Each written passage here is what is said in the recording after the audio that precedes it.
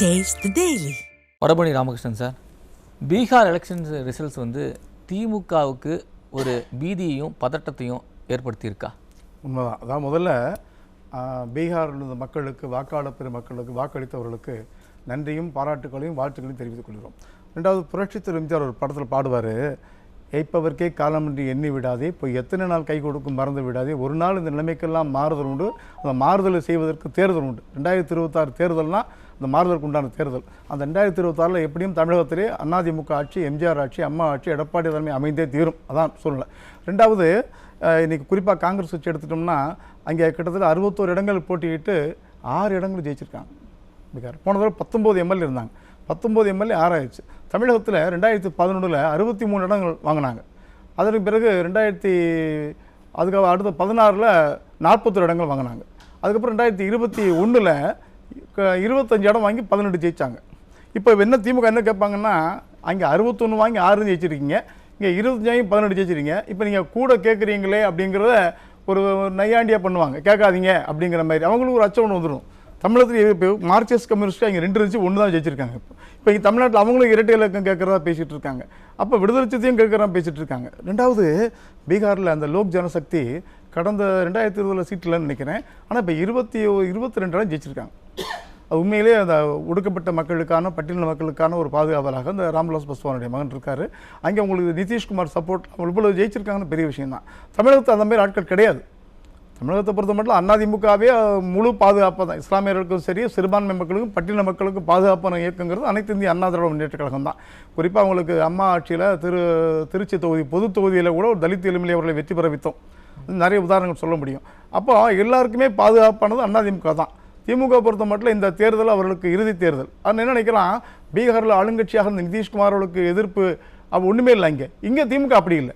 திமுக ஆட்சியில் அவங்களுக்கு நிறைய எதிர்ப்பு அனைத்து துறைகளிலுமே, பொதுமக்களிலிருந்து ஒவ்வொரு துறை, அரசு ஊழியர்களாக இருக்கட்டும், போக்குவரத்து தொழிலாளர்களாக இருக்கட்டும், ஆசிரியர்களாக இருக்கட்டும், தாய்மார்களாக இருக்கட்டும், அனைத்து துறை மக்களுமே எதிர்ப்பாக இருக்கிறாங்க. அதனால் இந்த 2026 தேர்தல் கடைசி தேர்தல் தான் திமுகவுக்கு. எப்படி தமிழ்நாட்டில் காங்கிரஸ் கட்சி 67 பக்தவத்சலம் அவர்கள் கடைசி முதலமைச்சராக இருந்தாரோ, வெஸ்ட் பெங்காலில் எப்படி சித்தார்த்த சங்கரே கடைசி முதலமைச்சராக இருந்தாரோ, அதுக்கப்புறம் வர முடியாது. இவங்களுக்கு காங்கிரஸ் வர முடியாது. இன்றைக்கி சூழ்நிலை கேட்க முடியாது. பீகார் தேர்தல் வரைக்கும் அவங்க அதிக மக்களுக்கு ட்ரை பண்ணுறாங்க. ரெண்டாவது, காங்கிரஸ் கட்சியை பொறுத்த மட்டும் அவங்க 19 சீட் ஜெயிச்சாங்க 2020. இப்போ 6 சீட் ஜெயிச்சிருக்காங்க. வாக்கு எண்ணிக்கை 14 தேதி நடைபெற்றது.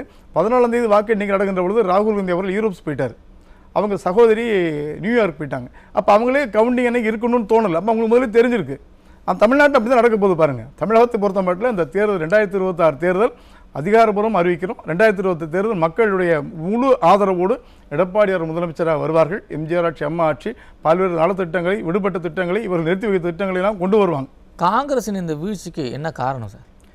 சுயநலம் தாங்க. அதாவது தமிழகத்தை பொறுத்த மட்டும் உள்ளாட்சி தேர்தலில் திமுக கூட்டணியில் விடுதலை சிறுத்தைக்கு ஒரு தொகுதி கொடுத்துருவாங்க, காங்கிரஸ் கொடுத்துருவாங்க, திமுக ஒரு ஆளை போட்டுருவாங்க. அந்த மாதிரி காங்கிரஸ் கட்சி பீகார் என்ன பண்ணாங்கன்னா, ஆர்ஜேடி நிற்கிற இடங்கள் அப்புறம் இவங்களும் ஒரு கேண்டிடேட் போட்டாங்க. வந்தால் பார்ப்போமே, அது ஒரு கூட்டணி தர்மத்தை மீறின செயல் இல்லைங்களா? அதனால தான் அவங்க தந்தாலும் மண்ணள்ளி போட்ட கதையாகிப்போச்சு.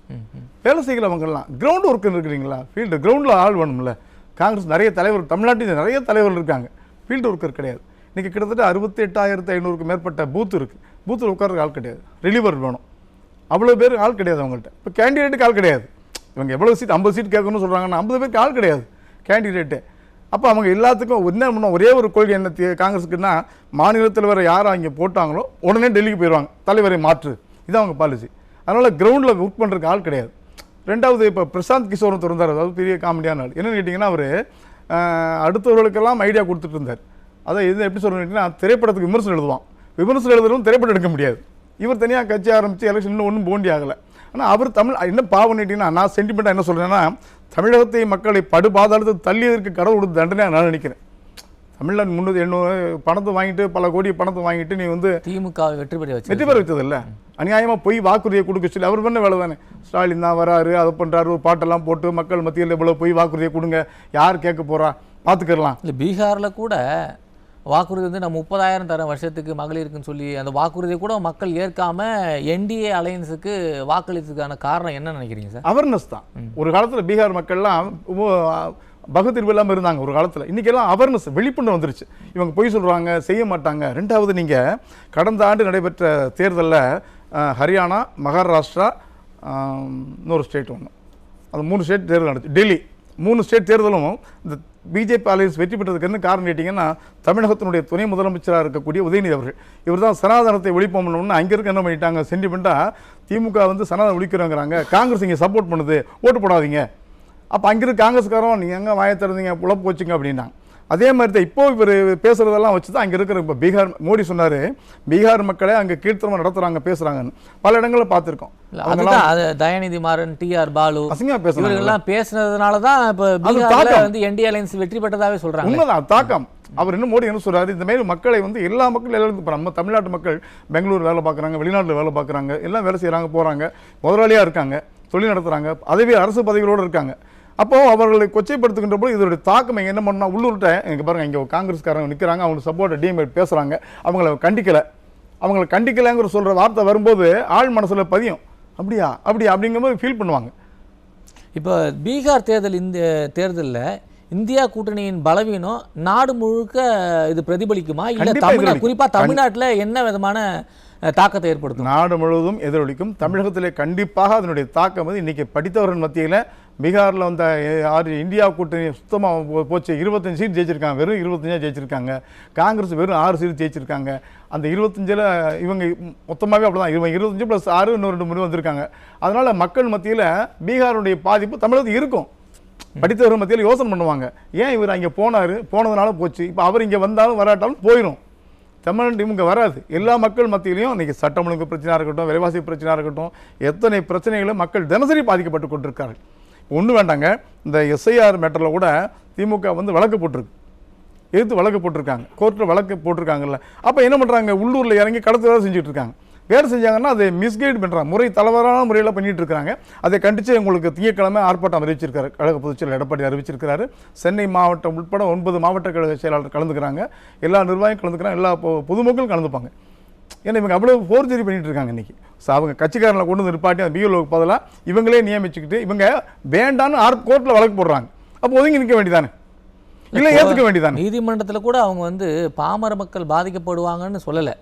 அவங்க என்ன சொல்றாங்க, பொங்கல் பண்டிகை நேரம், அறுவடை நேரம், மழை நேரம் இதான் சொல்றாங்க. இந்த மாதிரி வந்து ஆட்கள் வந்து அரசு அலுவலக வேலை செய்ய முடியாது இப்படி தான் சொல்றாங்க ஒழிஞ்சு, இதுக்கான ஆனா மக்கள் மத்தியில வந்து ஏன் வந்து பொதுமக்களுக்கு வந்து ஆபத்து அப்படி கருத்து எந்த பிரச்சனையும் இரட்டை வேடம் தான். நீட்டை ஒழிப்போம், நீட்டுக்கு ரத்து பண்ண போறோம், தேர்தல் வாக்குறுதி இருப்பாங்க. நீட்டை கொண்டு வந்ததே காந்தி செல்வம் மத்திய அமைச்சர் தான், காங்கிரஸ் கூட்டணி தான். எல்லா விஷயங்களிலும் இரட்டை வேடம் போடக்கூடியவர்கள். இந்த பிரச்சனை அப்படி தான் பண்றாங்க. இந்த கருத்து நீதிமன்றத்தில் சொல்லவே இல்லையே, சொல்ல மாட்டாங்க. அங்கே ஒன்று இங்கே ஒன்று. நீங்க ஏதாவது ஒரு பிரச்சனைக்கு உயர்நீதிமன்றம் ஒரு தீர்ப்பு கொடுத்த உடனே அதை மேல்முறையீடுக்கு டெல்லிக்கு போறாங்க, டெல்லியில் போய் ஒரு குட்டு வாங்கிட்டு வர்றாங்க. பல விஷயங்கள் பார்த்துருக்கிறோம். அதே மாதிரி இவங்க இரட்டை வேடம் போடுவாங்க. ஒன்று சொல்லுவாங்க, இங்கே மக்கள்கிட்ட சொல்கிற பிரச்சனையே வந்து சிறுபான்மை மக்கள் பாதிக்கப்படுறாங்க, ஒடுக்கப்பட்டவர் பாதிக்கப்படுறாங்க, இவங்களுக்கு ஓட்டு பறி போகுது, ஓட்டு திருடு போகுது சொல்கிறாங்க. அது சொல்ல வேண்டிய கோர்ட்டில் போய் அங்கே போய் பொங்கல் நேரம், மழை வருது, அறுவடை நேரம், இல்லை காலமுறை தான் நாங்கள் தொழில் பண்ணிட்டு இருக்கோம், காலமுறை மழை பெய்யுது, காலமுறை மெட்ராஸில் வந்து உங்களுக்கு தண்ணி உள்ளே போயிட்டு தான் இருக்குது ரோட்டில். ஒன்றும் பண்ணலையே, 4000 கோடி அபேஷ் ஆகி போச்சு, ஒன்றும் பண்ணலையே. நன்றி நன்றி நன்றி சார். அதாவது மகாத்மா காந்தி அவர்கள் சொன்னார், சுதந்திரம் வாங்கின உடனே காங்கிரஸ் கட்சியை கலைச்சிருவார். மகாத்மா காந்தி ஆசைப்பட்டதை ராகுல் காந்தி செஞ்சுக்கிட்டு இருக்கிறார், காங்கிரஸ் கட்சியை முடிச்சார். ரெண்டாவது இன்னொரு விஷயம், நிதிஷ்குமார் அவர் தான் முதல் இந்தியா கூட்டணி தலைவராக தான் நினைக்கிறேன் ஆரம்பத்தில், அதுக்கப்புறம் வெளியே வந்துட்டார். 2 விஷயம். அதுக்கப்புறம் இப்போ என்னன்னா, எங்கள் அண்ணன் சகோதரர் ஜெயக்கண்ணன் அவர்கள் பேசுகின்ற பொழுது, சரி சகோதரர் அவர் பேசுகின்ற பொழுது பாரதிய ஜனதா கட்சி அதிமுகவை ஒரு மாதிரி சொன்னார். நான் என்ன சொல்ல வரேன்னு கேட்டிங்கன்னா, எங்கள் அதிமுக கூட்டணி இருக்கின்ற பொழுது 11 மருத்துவக் கல்லூரியை பெற்றுக் கொடுத்தோம் தமிழகத்திற்கு. இன்னொரு உத்தரவாதத்தை தருகிறேன், எங்கள் கழக பொதுச் செயலாளர் சார்பாக நான் ஒரு தலைமை கழக பேச்சாளர் உத்தரவாதம் தர்றேன், மீண்டும் அதிமுக ஆட்சி வருகின்ற பொழுது பாரதிய ஜனதா கட்சி இடத்துல மேலிடத்தில் மோடி அவர்களை சொல்லி 11 மருத்துவக் கல்லூரி போல தொடர்ந்து மீண்டும் மருத்துவம் இல்லாத மாவட்டங்களான காஞ்சிபுரம் மாவட்டம், திருப்பத்தூர் மாவட்டம், ராணிப்பேட்டை மாவட்டம், பெரம்பலூர் மாவட்டம், மயிலாடுதுறை மாவட்டம், தென்காசி மாவட்டம் உட்பட 6 மாவட்டங்களிலும் அரசினர் மருத்துவக் கல்லூரியை கொண்டு வருவோம் என்பது உத்தரவாதத்தை தருகிறேன். தெரியுதுங்களா? அதே போல் மட்டும் இல்லை, இது இப்போ சொல்கிற மாதிரி எந்த விதமான திட்டங்களும் செய்கிறது கிடையாது இவங்கெல்லாம். ரெண்டாவது அவர் சொன்னார், பிஜேபிக்கு சரண்டர் ஆயிரோன்னு. நாங்கள் எப்படி மருத்துவக் கல்லூரி 11 மருத்துவக் கல்லூரி வாங்கினோமோ, எப்படி புரட்சி திரு எம்ஜிஆர் அவர்கள் பேரை சென்ட்ரலுக்கு வச்சு இன்றைக்கி 24 மணி நேரமும் எல்லா மொழியிலையும் இரவும் பகலுமே அந்த சென்ட்ரல் ஸ்டேஷனுக்கு வருது போகுது சொல்லிட்டு இருக்கிறாங்க. அது செஞ்ச மாதிரி மீண்டும் மருத்துவக் கல்லூரி வாங்குவோம். அதே சமயத்தில் உரிமைக்கு குரல் கொடுப்போம், உறவுக்கு கை கொடுப்போங்கிற மாதிரி நாடாளுமன்றத்தை 22 நாட்கள் காவேரி பிரச்சனையில் 37 நாடாளுமன்ற உறுப்பு 2014 முடக்கணும். அன்றைக்கி நாங்கள் வந்து ஃப்ரெண்ட்ஷிப் வேணும், கட்சி வேணும் பார்க்கல. இன்னைக்கு கச்சதீவு பிரச்சனையாக இருக்கட்டும், எதாக இருந்தாலுமே மத்திய அரசு இவங்க ஒன்று வேண்டாங்க. ஓமந்தூர் மருத்துவமனைக்கு முன்னாடி இருக்கக்கூடிய கருணாநிதி சிலையை திறந்து வைத்தவர்கள் அன்னைக்கு வெங்கைய நாயுடு வந்து திறந்து வச்சார். அந்த கருணாநிதியோட 100 ரூபாய் நாணயத்தை வெளியிட்டது ராஜ்நாத் சிங் வெளியிட்டார். அப்புறம் உங்களுக்கு பிஜேபி தெரியலையா? இல்ல, அது மத்திய அரசினுடைய இருக்கக்கூடிய துணை ஜனாதிபதி. நீங்க தாங்க இன்விடேஷன் அனுப்புறீங்க. தேசிய கருணாநிதி சிலை திறக்கிறது மம்தாவை கூப்பிடல, தேசிய செய்தியை சொல்லிடுறேன். கட்சி ரீதியாக அழைக்கப்படவில்லை. துணை ஜனாதிபதியாக இருந்த வெங்கையா நாயுடை முன்னாள் முதலமைச்சர் திராவிட முன்னேற்ற கழக தலைவர் கருணாநிதி சிலை திமுக செலவு பண்ணிச்சா இல்லையா? அரசாங்கம் செலவாது, செலவு வச்சது யாரு? இதுல எந்த தவறும் இல்ல. அதாவது தேவைன்னா நீங்க மேல் பூசிக்கிறீங்க. அதாவது நீங்க விரும்பினாலும் ஈயம் பூசலமா இருக்கணும், பூசாம இருக்கணும், அந்த மாதிரி கான்செப்ட். அதனால வந்து பாரதிய ஜனதா கட்சியோட கூட்டணி சார், அவர் வந்துதான் அந்த நாணயத்தை வெளியிடணும் அவசியம். ஒரு 5 முறை முதலமைச்சராக இருந்த கலைஞர் அவர்களுடைய சிலையை திறப்பதற்கு துணை ஜனாதிபதி அளவுக்கு வர வேண்டும் என்கின்ற அந்த புரோட்டோகால் ராஜ்நாத் சிங் வந்தாரு. சொல்றேன், ராஜ்நாத் சிங் வந்தாரு. நான் என்ன சொல்றேன், இந்த அடிப்படையில் காங்கிரஸ் கட்சியில இருந்து யாரையுமே அழைக்கல. காங்கிரஸ் கட்சியில் அழைக்கிறார்கள்ங்கிறதுக்கு இல்ல, அரசு நிகழ்ச்சி.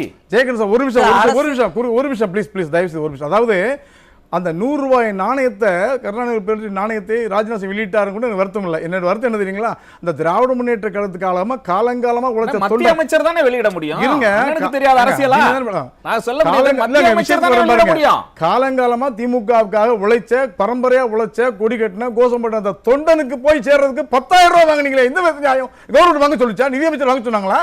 அது விருப்பப்பட்டு வாங்கிக்கிறேன். ரஜினிகாந்த் ஃப்ரீயா கொடுக்குறீங்க, ஒரு தொண்டன் வாங்க முடியுமா 100 ரூபாய் காசை? காலங்காலமா திமுக உழைச்சவன் வந்து 10,000 ரூபாய் வாங்க முடியுமா? நீங்க ஃப்ரீயா கொடுக்க வேண்டியதானங்க. அது தொண்டர்கள் வாங்கினது உண்டு இல்ல, வாங்கியிருக்காங்க. ஏங்க 10,000 ரூபாய் எப்படி வாங்க முடியும் சாதாரண தொண்டன்? அவன் மிஞ்சின கடைசியில் கோமண துணியா மிஞ்சம். அவனுக்கு என்ன மிச்சம் சொல்லுங்க? இந்த கட்சிக்காக ஓடா உழைச்சு போயிட்டான். எத்தனை பேர் நீங்க வாழ வச்சிருக்கீங்க திமுக கட்சி அடிமட்ட தொண்டர்ல? உங்களுக்கு ராஜ்நாத் சிங் வந்து வெளியிடுறாரு, சரி வச்சுக்க, நீங்க அரசு கட்சி சொல்றோம், ஒத்துக்கிறீங்க, விடுங்க. ஆனா ஒரு சாதாரண திமுக தொண்டருக்கு இந்த காசு 100 ரூபாய் காசு கிடைக்குதா சொல்லுங்க? ஒரு தொண்டர் உழைச்சு அவன் என்ன சொல்லுவான்? வீட்டில் இந்த கட்சியாக உழைச்ச 100 ரூபாய் காசு கொடுத்து பெருமை பேசுவாங்க மனைவி மக்கள் இடத்துல. இப்போ 10,000 ரூபாய் எங்க போவான் சொல்லுங்க? இந்த அடிப்படையை உங்களுக்கு செய்ய தெரியல. உங்களுக்கு பணம் தான் இல்லை. உங்களுக்கு திமுக தொண்டர்களுக்காக நீங்க ஆதங்கப்படுறது எனக்கு புரியுது. அது மூலம் ஓட்டு அண்ணா திமுக போடுவான்னு சொல்ல வர்றேன். நன்றி நன்றி நன்றி நன்றி சார்.